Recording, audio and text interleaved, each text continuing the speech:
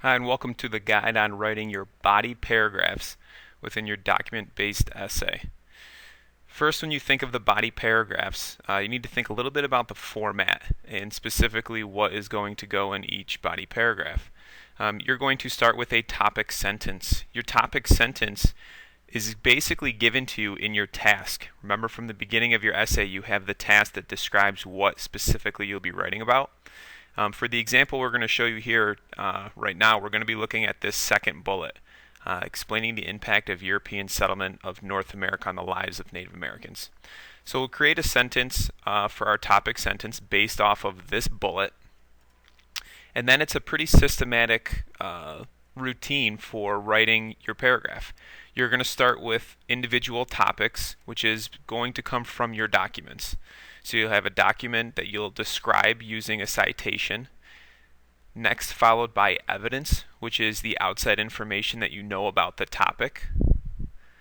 Followed lastly by analysis. And this is a skill that 7th graders struggle either they struggle with or they're forgetting to put into their essays. And what you're doing here is you're connecting the thought on how the evidence you've provided connects to your topic sentence. And we'll show you some examples here in a moment. And then depending upon where you are in your paragraph, a transition to your next thought. So you'll repeat this process for all 3 documents. So your body paragraphs really should look like first a topic sentence that will be talking about what all 3 documents are speaking about. So document 1, document 2, and document 3. And that topic sentence is going to come right from your task. It's given to you. You just have to put it into your own words. For each individual document, you're going to provide evidence, and that evidence comes straight from the individual document, those CRQ questions that you've already answered, whether it be a statistic or direct language that's used from the document, or it could just be a picture that you're going to describe. You'll end this part with a citation, which we'll show you in a moment. Then you are going to analyze the document and explain how specifically the information you provide or the evidence you provide from the document connects back to your topic sentence for your body paragraph. And then a simple transition that I'll show you where in your writer's handbook you can find those. Those are on pages 9 through 10 in your writer's handbook. So you do that for the first document. You follow the same process for the second document. Provide evidence from the document with a citation. You analyze how that connects to the topic sentence, and then a transition to your third body paragraph. And then again, evidence that connects to your topic sentence. Your analysis is describing how your evidence is directly related and connects to your topic sentence and supports that thought. And then for this one, probably a closing sentence for that body paragraph. While planning this, to write your essay, you're going to go straight back to your planning pages. You've already written your topic sentence while you planned in probably 2 days before you're even going to write your body paragraph. So you copy down this sentence: Europeans affected the Native American tribes in the New World in both positive and negative ways. And I got that right from that task, right from this previous bullet right here. I just reworded it and put it into my own words. And then you can see that we organized our thoughts using which documents were tied to this claim. So we've got document 1, document 3 and 6, which talks about the Columbian Exchange and the death of millions of Native Americans, and document 4. As well as your outside information, you'll include this in your body paragraph as well. So here is an example of a body paragraph. I know it looks long, but we're going to step by step kind of work through where we have our topic sentence, where we have our evidence from a document, our analysis, and our outside information, and then our transition to the next paragraph. So if you want to, you can pause the video here at this point and you can glaze through and read through the paragraph, but we're going to do an in-depth look at it here in just a moment. When we're looking at the same body paragraph that was provided on the previous slide, take a quick note of what we have here up in the header, is that anything in yellow is tied to our topic sentence. Anything in green is tied from information straight from the documents. So it's something that an author or a picture or a graph provided for us. What is highlighted in blue is outside information. You won't find the blue information anywhere in the documents that came from our brain. And then the purple section that is highlighted is the analysis piece of the paragraph.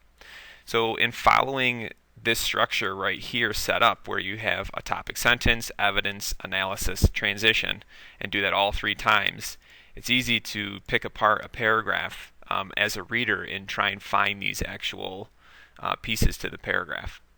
So you start in yellow with a topic sentence. Europeans affected the Native American tribes in the New World in both positive and negative ways. We rewrote a sentence based off that bullet, the task. We put it into our own words. I'm not going to read you the whole paragraph, but you can pause and check it out. We're here in green. England and France would join the race to start colonies in the New World in the 16th century. That came right from the document, so you cite it with a Doc 1 and the period goes at the end. Then the next sentence provides my outside information, or the evidence. These countries were originally searching for an all-water route to Asia, known as the Northwest Passage. And you're connecting that thought along with England and France joining the race and connecting it back to your topic sentence. The competition to set up colonies was the driving force for European exploration. And it goes on to explain it further that doing this led them prone to invasion, and also setting up colonies led for Europeans wanting to take their land. So then you can see it moves on to the second document. We've got green information, comes right from the document. Here's your evidence, cited with document 3, followed by outside information. So this one was talking about the Columbian Exchange. Native Americans were not able to use, while this is supposed to say were able to use horses for farming and hunting. This enabled them to move quicker while hunting and also enabled them to use horses to dig up the compacted ground to help farm. Both of these examples meant less physical labor for Native Americans, which meant they could focus their time and energy towards other parts of life, connecting back to their culture. Okay, so you follow this process, and then lastly there's a transition sentence or a closing sentence, which is kind of summing up the entire paragraph. Native American life drastically changed after coming into contact with Europeans. Okay, taking a closer look at analysis. Again, this is explaining in detail how your evidence supports your topic sentence.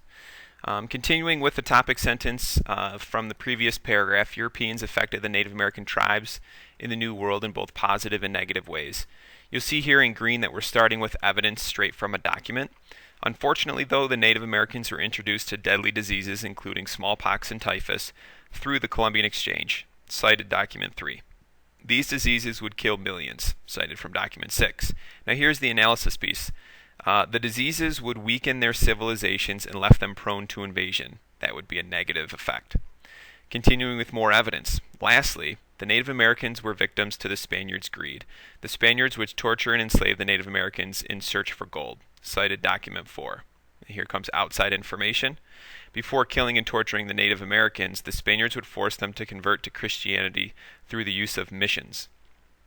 Analysis portion explaining how both of the evidence and the outside info connect back to your topic sentence. This tactic was another attempt to weaken the Native American civilizations so they could ultimately set up colonies and take their land and resources from them. And then lastly, you finish with a closing sentence. Native American life drastically changed after coming into contact with Europeans.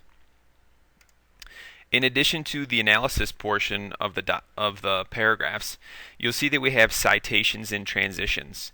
Anything highlighted in gray is a citation. That is where you're actually providing evidence from where you're getting the information. So mostly 100% of the time you're citing the documents. So you'll have a citation saying Doc 2 or Doc 5. And then what you see in purple is a transition. Going back to your writer's handbook, these can be found on pages 9 and 10. And really this helps to create a fluid transition or a fluid connection between topics that you'll be speaking about. So there's 2 types of citations. One, when you take a direct quote. You're taking this from document 2. It says Native Americans were spiritual in their beliefs. Some Native Americans regard Earth as their mother. You put your quotation marks and the information, the line that you get directly from the document, and then you cite Doc 2 with, again, a period goes right at the very end. Don't put your period before the parentheses. Make sure that it is after the parentheses. Then you have a transition changing topics. Furthermore, or in addition to, many Native American tribes were polytheistic, which meant that they worshipped many gods. Another transition, therefore, and then continuing. When you finish up with another thought, and another example is, in addition to Native American beliefs, they left evidence of advanced culture. So transitioning to talking from Native American beliefs to their architecture. And then for this next one, where you're paraphrasing or taking an idea from a document, the Aztecs left behind ruins of religious temples and a marketplace from Tenochtitlan, their capital. The city was bustling with a population close to 200,000 people. So you would cite that document 5. You're getting that information from document 5. It's almost like if you include that in your essay and you don't cite it, it's almost like a form of plagiarism where you're taking the ideas and the facts from someone else and using it as your own. So it's really important that you cite where you're getting your information from.